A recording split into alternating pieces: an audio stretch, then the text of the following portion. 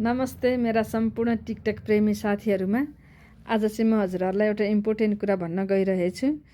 आज बिहान म हस्पिटल जाँदै गर्दा बिहान 8:30 देखि 9 बजेको बिचमा काठमाडौँ महानगरपालिका लगन चोकदेखि धरारा जाने ओह्रालोमा जाँदै गर्दा मैले बाटोमा चाहिँ नि 2टा एटिएम कार्ड र एउटा राष्ट्रिय परिचय पत्र भेटेको छु, जसमा लेखिएको छ सागर काफ्ले। एटिएम माछापुच्छ्रे बैंकको र सिटिजन बैंकको एटिएम छ। उहाँको नाम छ सागर काफ्ले, बर्दियाको हुनुहुन्छ है, उहाँ बर्दियाको हुनुहुँदो रहेछ। मैले भेटेको छु। उहाँलाई हजुरहरू कसैले चिन्नुहुन्छ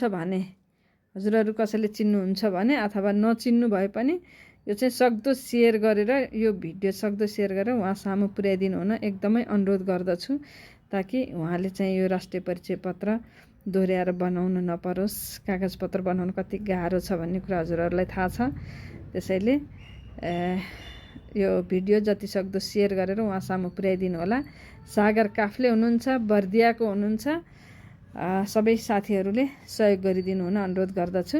र साथै आउँदै गरेको यो बडा दसैँ, विजय दशमीको, शुभ दीपावलीको साथै छठ पर्वको यहाँहरू सबैलाई हार्दिक मङ्गलमय शुभकामना व्यक्त गर्दछु।